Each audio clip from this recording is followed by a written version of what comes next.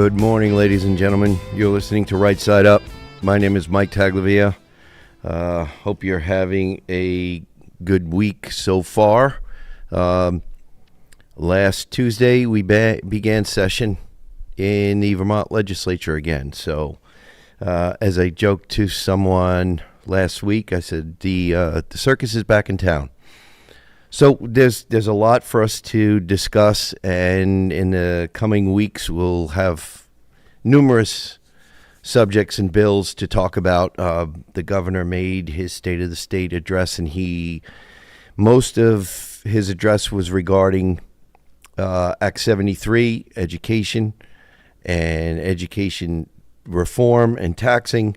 That's going to be, in my view, only one of the top at least 3 or 4 issues. I keep saying it. Public safety, I think, is going to be one of those things that probably winds up competing very heavily with the education reform and taxation that goes with it, because public safety constantly is in the news and on our minds. We all know someone, have a family or family member or friend who has been a victim of some sort of crime, and everybody's at their wit's end.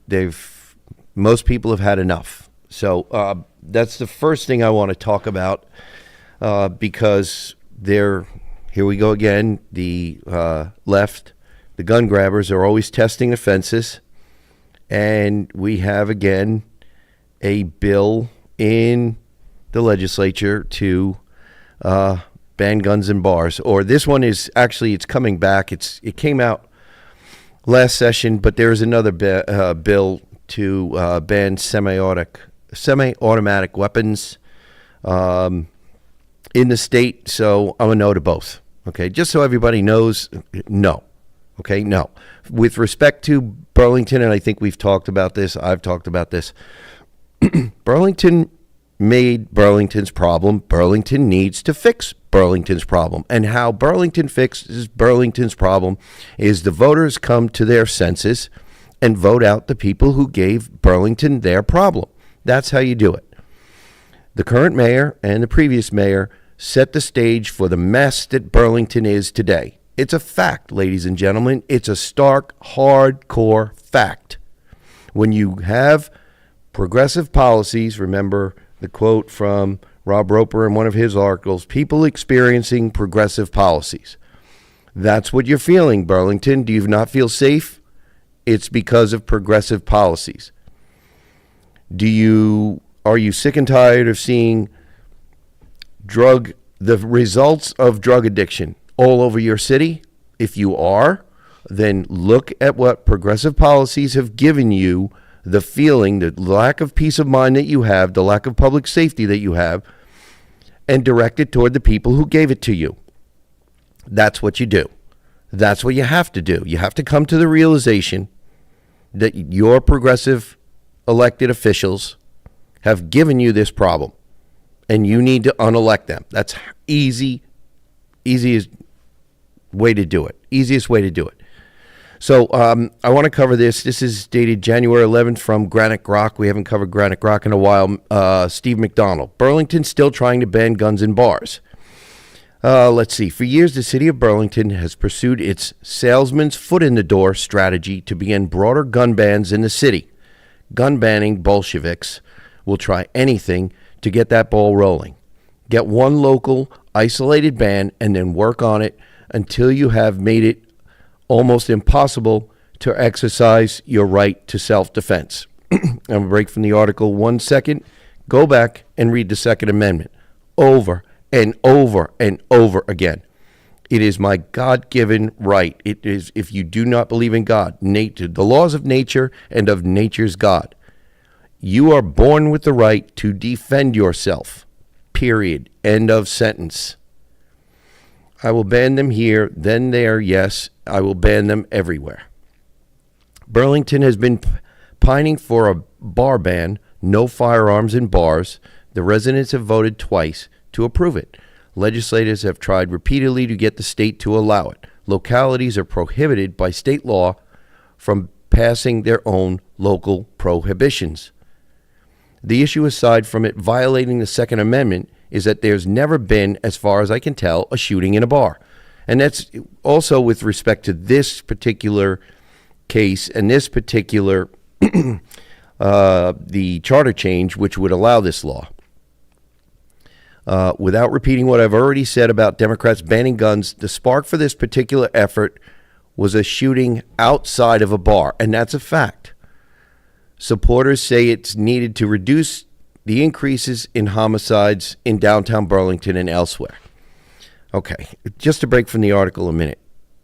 The whole situation started with this charter change and gun ban because of an argument inside a bar that escalated to a shooting outside of a bar. Someone was thrown out of a bar, got angry, went and got their gun, and waited outside to confront the person who they originally had an argument with inside the bar.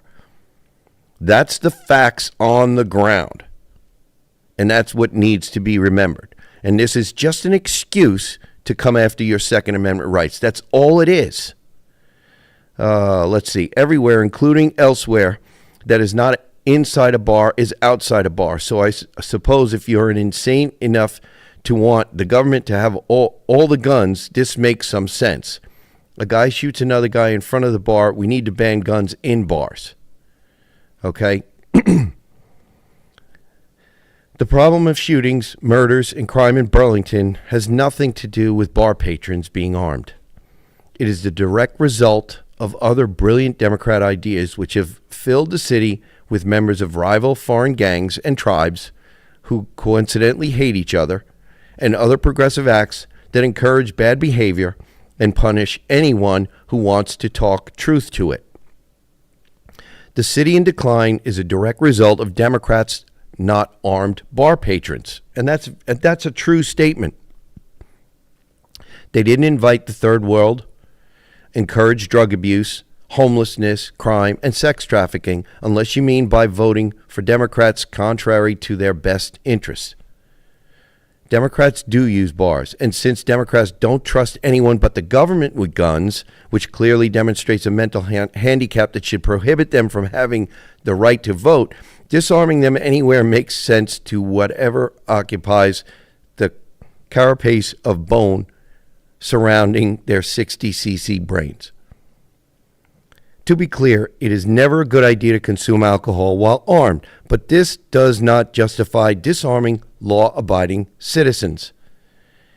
It has also occurred to me to ask why bar owners don't just put gun-free zone signs on the door and around the inside. I want to break from the article here a minute because there was a gun-free zone bar in Maine not too many years ago, and there was a mass shooting inside that gun-free zone, which was a bar. So, and it's in the news. You can go look. It's all over the internet. Back to the article. Those will work just as effectively as a law that no criminal is going to follow anyway. And by advertising that you've disarmed everyone or tried to, it invites shooters or mass shooters to do what Burlington's best and brightest are convinced their ordinance would prevent. Governor Scott may be a northeastern liberal Republican, but so far he's promised to veto any such move giving Burlington permission to make bars its soft targets. Absent the veto-proof majority, this has little to no shot in the 2026 legislative session, but Vermonters have this sad habit of letting Democrats collect political power to their detriment, and the midterms are coming. Well, I want to answer that last point. Yes, the left, the Democrats, the progressives are biding their time because they believe that because history says that Republicans, conservatives, whatever you want to call them, will lose seats, that they're waiting for that moment so they can take the clean heat standard off the shelf, which is just in cold storage, and make your energy more expensive, and take gun bans with respect to in bars in Burlington, and the semi-automatic weapon ban that is a bill. I can't remember the bill number, but I'll try to find it for you, so that they can push their hardcore left wing, we know best for you, shut up and live your life the way we want you to live it policies. Because that's what this is. There are too many tenured professors, PhDs, master degrees, who have little experience and haven't gotten enough dirt under their fingernails to know that they don't know how to tell everybody how to live their lives. And this is what we see day after day, committee hearing after committee hearing. There are people who are convinced that if we, the people, would just shut up and let them tell us how to live our lives, that our lives would be better. And we know, look at history, okay? Vermont is not an island, and most of you in the listening audience know that. There are incidents all over the country, let alone all over the world, right now unfolding in the past couple of weeks, that show us that hardcore left-wing collectivism policies, anti-individualism policies do not work, except if you're talking about them working with respect to pain and poverty and death. Venezuela is a case. Cuba is a case. Iran is a case. We have seen, history has shown us, history has given us numerous examples of why we should be allowing for capitalism, why we should be advocating all over the world, not just this state, not just this country, for republicanism, why we have a republic and not a democracy, why we have a representative republic and not a democracy. Democracy, ladies and gentlemen, is two wolves and a lamb deciding on what's for lunch. Republicanism, representative republicanism is not. Representative republicanism gives us, representative government gives us respect for the individual. Democracy, as we've seen, over time is going to fail. Ask the Venezuelan people who, after 26 years, are finally back on the path to being prosperous like they were years and years and years ago. Democracy is what got them into the mess they're finally trying to find their way out of. Democracy is what has helped the state of Vermont get into this mess. We have democratic processes that are happening in the State House every session that, because of the way they happen, and because of, and please do not take this the wrong way, because the electorate thinks, most think, I voted, so I did my job. Thank you for voting. Yes, it's a great thing that you voted, but that's not where your job ends. Civic involvement doesn't mean just going out and registering and voting. Civic involvement takes time, and we know here at Right Side Up that you are pressed for time. You have your business, your family, your kids, other groups, church, after-school events, all kinds of things that keep you busy till all hours of the night. But without staying civically involved between elections, you wind up finding out all too late that just voting wasn't enough. So these are why we try here at Right Side Up to keep you informed, let you know what's going on behind the scenes, so maybe you can find a little bit of time during the day to read more, find out who's advocating for what with respect to your individual rights. We've got a break for a commercial here, pay some bills. We'll return in a few minutes. You're listening to Right Side Up.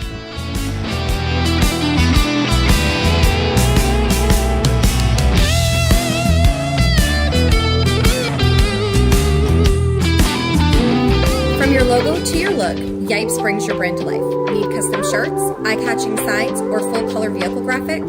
The crew at Yipes have you covered with screen printing, embroidery, full vehicle wraps, and all your custom designs that make your logo stand out anywhere. And when it's time to take care of your ride, Yipes, Berry & Bevan & Sons is your go-to for remote car starters, spray-on bed liners, auto accessories, and general maintenance that keep your car fine-tuned and looking sharp. Yipes, Berry & Bevan & Sons. Local, creative, and ready to serve. Visit us at 439 North Main Street or give us a call at 802-479-0055.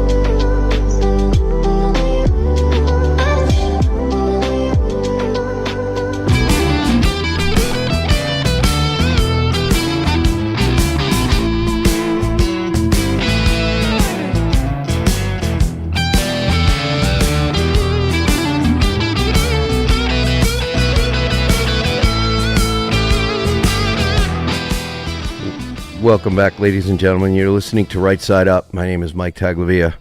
And as usual, we started off the show dealing with public safety because it's a big deal to a lot of people.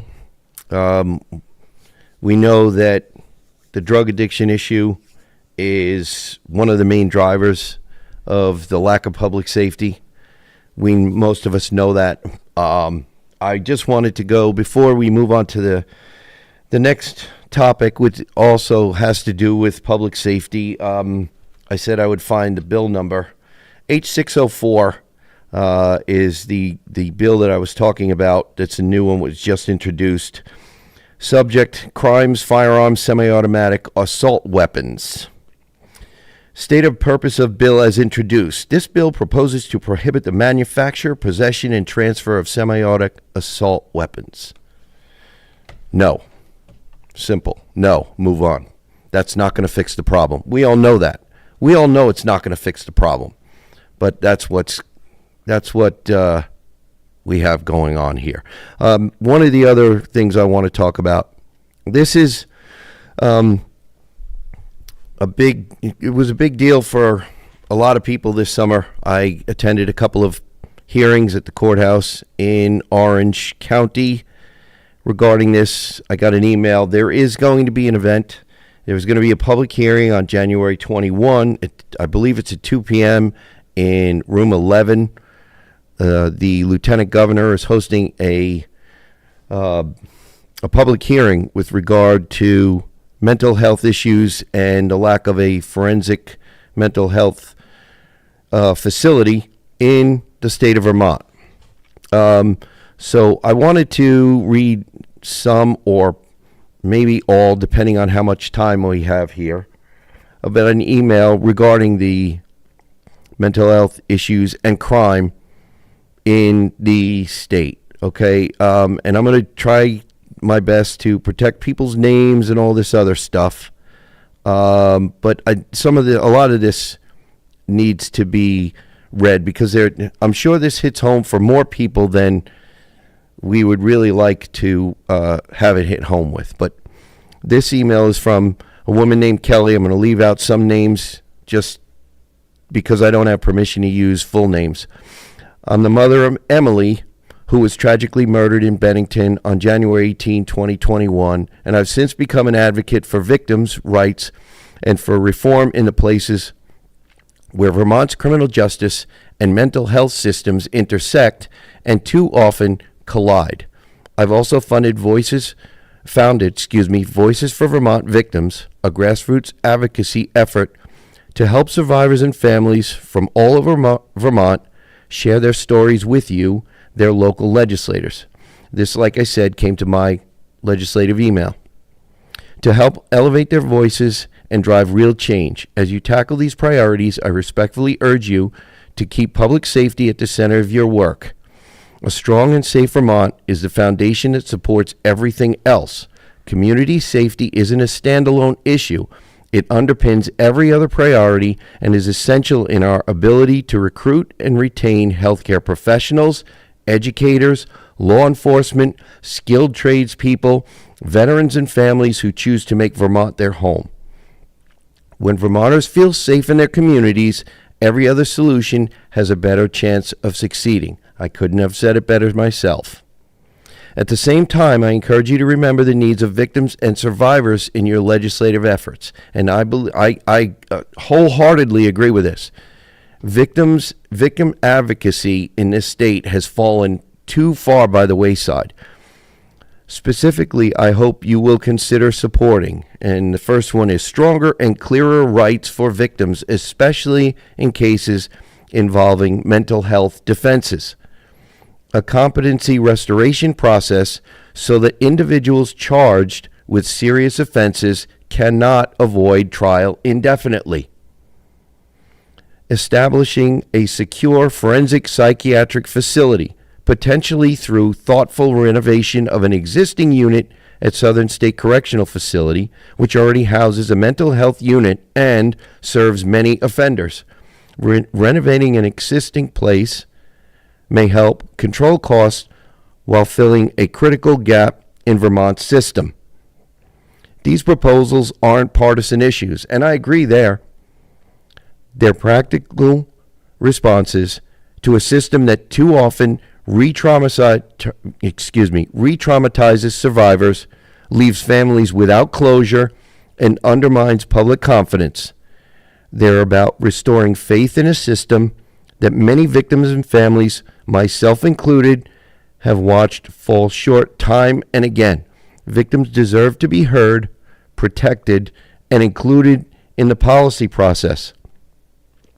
Each of the Vermont cases below highlights a failure, whether due to a lack of competency, restoration, insufficient forensic psychiatric infrastructure, or a justice system that too often prioritizes the needs of the offender over the safety and dignity of victims and their families.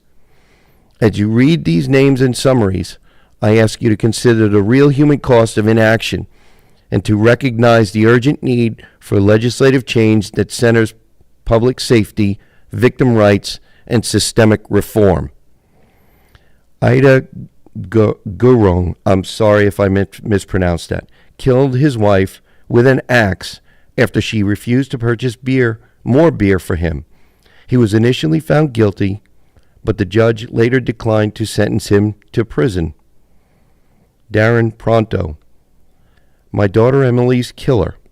For years, he has refused to complete multiple court-ordered competency evaluations and is seeking release through non-compliance and avoidance. Jordan Lawyer killed his father and seriously injured his mother in a violent attack. Brian Crossman, responsible for the murders of his father, stepmother, and stepbrother. Denroy Dasent, charged in a 2022 double homicide in Burlington. His case faced repeated delays due to multiple requests for individual competency evaluations. He was recently found guilty. Matthew Gomez murdered both his parents after multiple mental health related interventions were reportedly requested but not acted upon.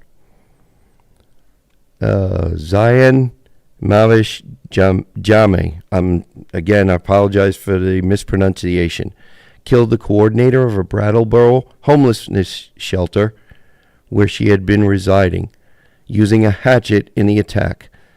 Elijah Campagna murdered a young woman in a Howard Center community-based housing program. A Howard Center mental health provider was present in the home at the time of the incident. James Perry, and this is the case, I think it's James Perry Jr., but this is the case that I followed a few of the hearings, and it was tough to listen to hear the pain that the victims expressed in some of these hearings. James Perry killed his daughter and was found not guilty by reason of insanity through a plea agreement. He was also assessed as a potential risk for further future violence. Post-trial placement options, including a nearly condemned home, a community group home, or a skilled nursing facility, all of which raise serious concerns for the victim's family. These are not isolated incidents. They are part of a deeply troubling pattern in Vermont where individuals charged with violent crimes, often involving serious mental health concerns, have fallen through the cracks of a system without meaningful accountability, oversight, or protections for victims and the public. The email goes on a little bit, but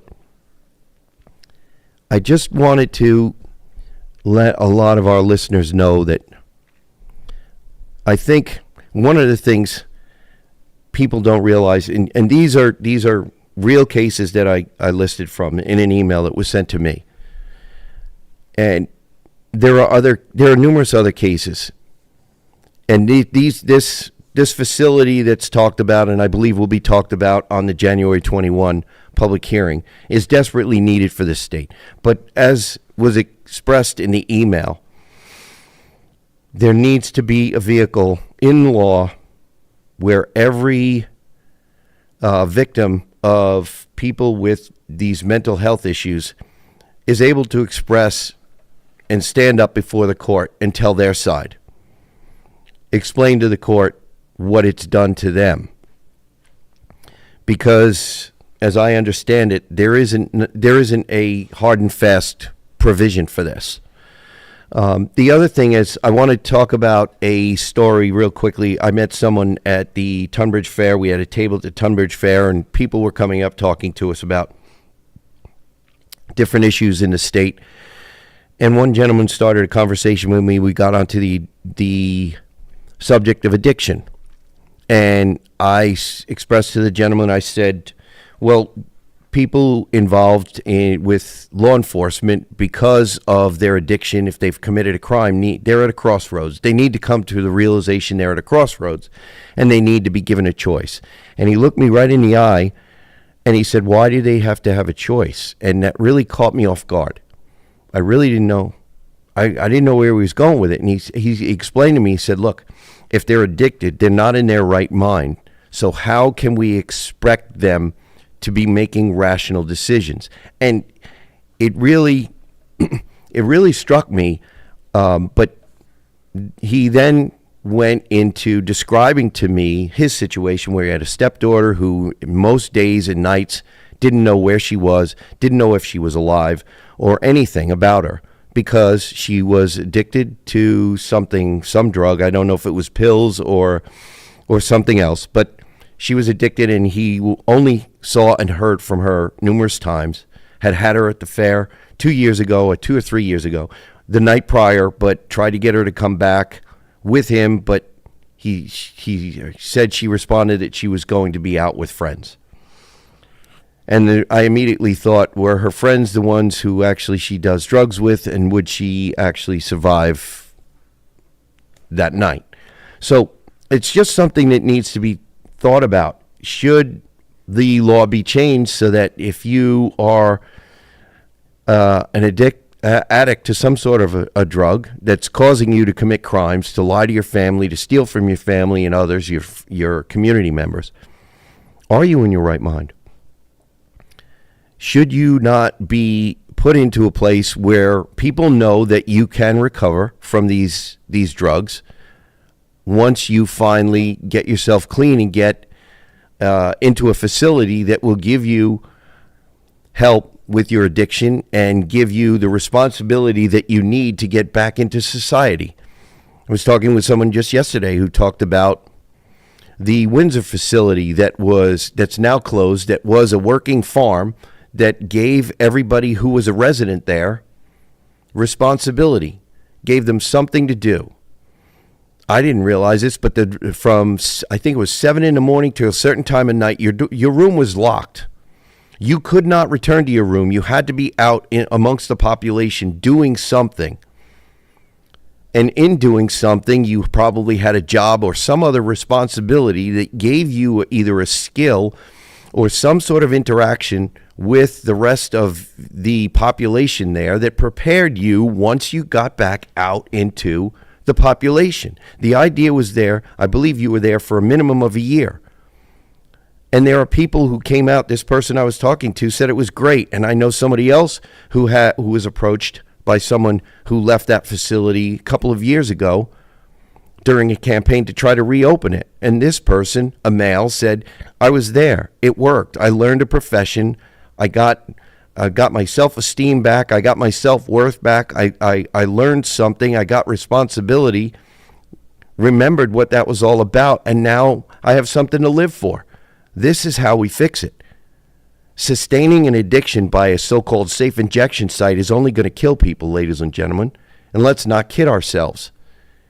So there are ways to fix this.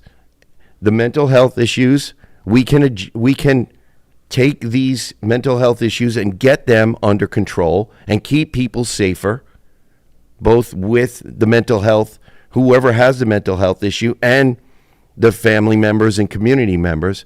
And we can get this so that people can feel better about their community and feel safer. So we're come again to the end of another segment here. We've got to pay some bills. We'll be right back. You're listening to Right Side Up.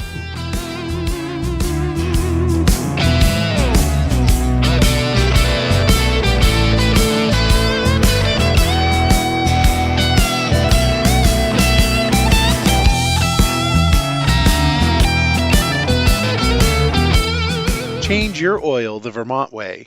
At Vermont Quick Lube in Barrie, you don't need an appointment, you don't need to wait around, and you don't even need to get out of your car.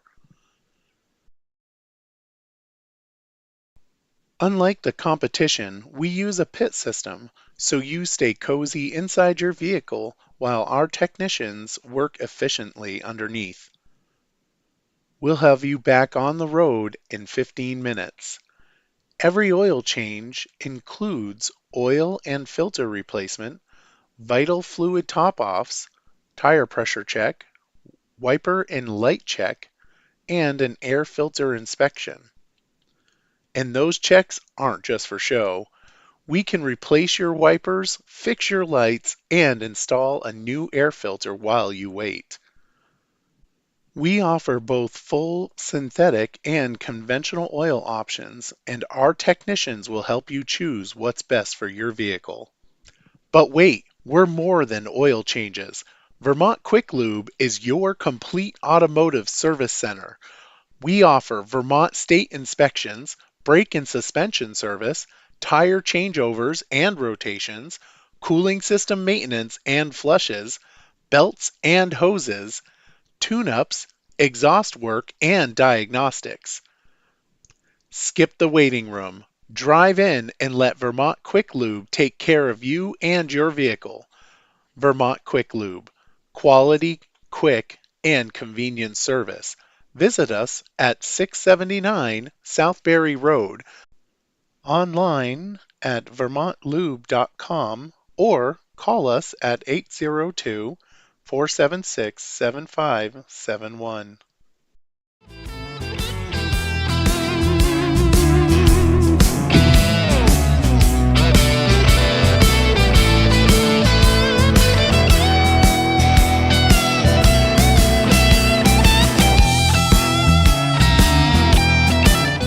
Welcome back, ladies and gentlemen. You're listening to Right Side Up. My name is Mike Taglavia. Before we get back into our discussion on a new topic, I want to just remind all our listeners, if for some reason you are unable to catch us on WNTK Radio, you can go to WNTK.com, find the podcast button, click on it, scroll down to Right Side Up, and you can listen to any number of our shows any time of day or night, and by all means, please share them. You can listen to us on Podbean also. You can find us on 802 Scoop Facebook and 802 Scoop YouTube. You can also find us on granitegrok.com. I think I've covered all of them. And I want to thank all of you for listening and spreading the word and sharing.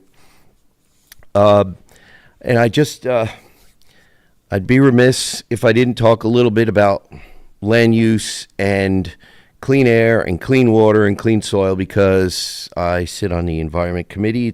It's a very important committee. I really enjoy my job and my committee, and there's going to be a lot of stuff talked about. There's the land use stuff is, to me, it's a big deal, because if you haven't already figured it out, I am a big proponent of individual rights and private property rights.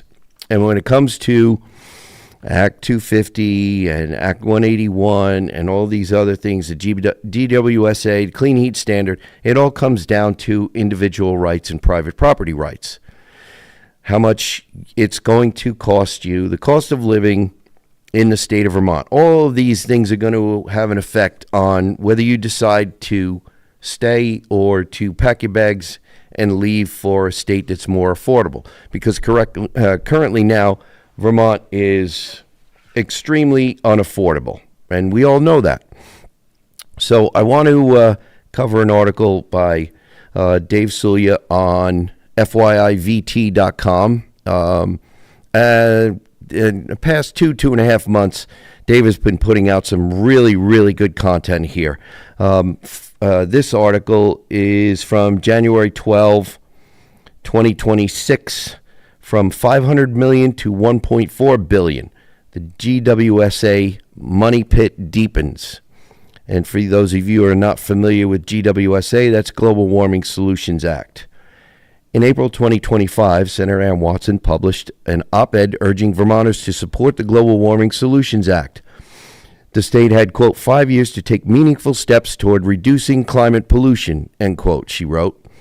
Steps that will, quote, ultimately save Vermonters a significant amount of money, end quote. What Watson didn't mention at the time she wrote those words, the Conservation Law Foundation was actively suing the state for failing to meet the GWSA's requirements. The lawsuit filed in September 2024 alleged that Vermont was already off track and that state officials were using, quote, faulty modeling to hide it. Now, I want to break from the article here for a minute. Is anybody familiar? How many of you are familiar with the movie with Kathy Bates and James Caan in it? The movie is called Misery. And in it, there's a scene where Kathy Bates, who has rescued James Caan from a car accident, and she's kind of nursing him back to health, but she decides she wants to keep him around a while, so she keeps him tied to the bed. And out of fear that he will leave, she has him tied to the bed, and she proceeds to, while she says it's for the best, she breaks his leg. And the reason I say that is because that's what the Global Warming Solutions Act is. Okay, we have this statute that was passed. It basically says to Vermonters, we as a legislature have passed this, and this was passed in a previous biennium, that says you must do this or else your cost of living is going to go up. That's what it says.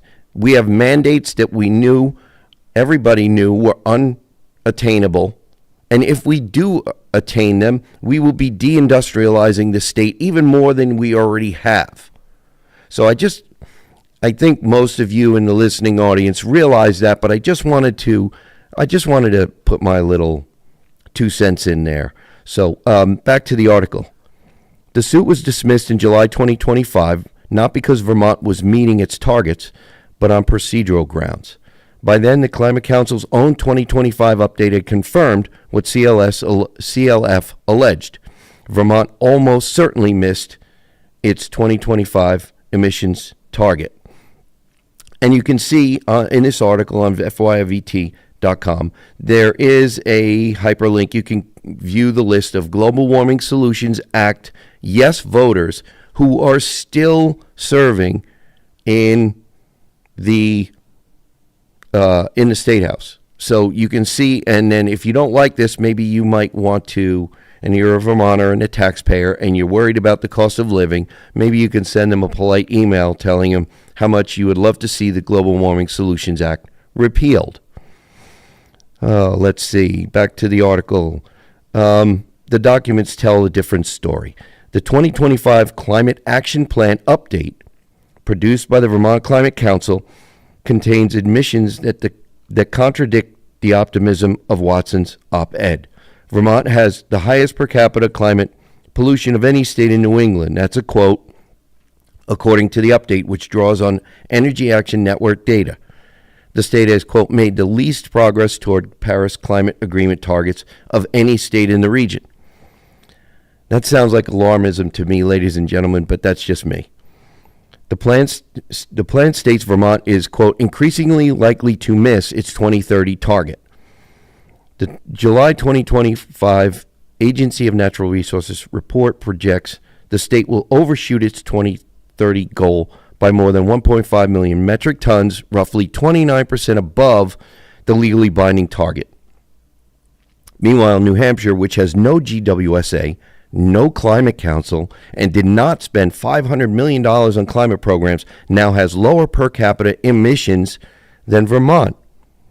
According to the Energy Action Network's 2025 report, New Hampshire dropped from 15.3 metric tons per capita in 2019 to 11.5 in 2021, while Vermont fell only from 14.1 to 12.8. Now, I wonder if I can break from the article again 1 second. That's because when we had the opportunity to get a natural gas pipeline, we didn't find ways to negotiate that pipeline into the state because natural gas is much cleaner than the options we were forced to use instead of the electricity that we don't have yet. All right, let's see. 5 years of progress. The GWSA passed in 2020. 5 years later, here's where Vermont stands on key metrics identified in the Climate Action Plan. Okay, let's see. The measure, EVs registered. Okay, the current number is approximately 18,000. The 2030 target is 116,500, and we are only 15% into that progress. Let's see, heat pumps installed. We currently have 68,000 approximately. The target is 169,472. So we are only 41% of the way there with that metric. Heat pump water heaters. We have approximately 21,774 with a 2030 target of 136,558. And we're only 16% of the way toward that target. Homes weatherized, roughly 41,390. We have a target by 2030 of 120,000, and we're only 34% to that target. So after 5 years of more than $500 million in climate spending, Vermont has achieved between 15% and 41% of these targets. The Climate Council's plan calls for at least $1.4 billion more to reach 100% in the next 5 years. At current installation rates, that would require more than doubling, in some categories, tripling the pace of the past 5 years. We can't triple the pace because we don't have the labor, the skilled trades to do this work. All right, let's see. EAN's own numbers. The Energy Action Network's 2025 Annual Progress Report contains a calculation that illustrates the scale of the challenge. To meet the 2030 GWSA obligation, the report says, annual GHG emissions will need to be nearly 2.8 million metric tons lower in 2029 than they were estimated to be in 2024. Equivalent to reducing gasoline consumption by over 300 million gallons per year. Vermont consumes approximately 280 million gallons of gasoline annually. EAN's framing means Vermont would need to eliminate emissions equivalent to more than 100% of its current gasoline consumption. What that's saying, ladies and gentlemen, is no gasoline for you. None. Zero. Park your car if it's an internal combustion engine. And diesel. What are we supposed to do to fill our groceries? That's diesel powered. Are we supposed to not buy groceries in Vermont? In addition to reductions in heating, agriculture, and industrial sectors to meet the 2030 target. What 1.4 million buys? The Climate Council estimates remaining installations can be achieved for approximately $1.4 billion. Current market prices suggest otherwise. To reach 2030 targets, Vermont needs roughly 98,500 more EVs, 101,500 more heat pumps, 115,000 more heat pump water heaters, and 78,600 more weatherized homes. At current prices, EVs average 30,000 or more after incentives, heat pumps 6 to 12,000, heat pump water heaters 2,500 to 4,000, Weatherization from 8 to 16,000 per home. Total installation costs exceed 4.5 billion, not the 1.4. The 1.4 billion figure accounts only for program costs and incentives, not the amounts households and businesses would pay out of pocket. This is the sleight of hand that we need to come to understand. We're not getting the full picture, ladies and gentlemen. We're only get the picture that certain of our betters want us to see. Let's see. An alternative calculation. If the state is determined to spend money on climate compliance that won't move the global needle, it could at least do so efficiently. And I'm not sure I'm going to get to the end of this article, but I'm going to try. Carbon credits currently trade at $6 to $26 per ton on voluntary and regional compliance markets. Vermont needs to reduce emissions by approximately 2.8 million tons annually to meet 2030 target. At voluntary market rates, that equates to roughly $17 million per year, or approximately $85 million through 2030. At RGGI compliance rates, $26 per ton, the cost would approximately $73 million annually, or $365 million through 2030. Neither figure appears in the Climate Action Plan as a compliance pathway. The global context. Vermont emits approximately, Vermont emits approximately 8 million metric tons of CO2 equivalent annually. Global emissions exceed 50 billion metric tons per year. Vermont represents 0.016% of global emissions. The 2025 Climate Action Plan does not address whether Vermont's expenditures, whether 1.4 billion or 5 billion or any amount, would produce measurable climate impact at the global scale. What is measurable is how quickly people are deciding they're done with Vermont.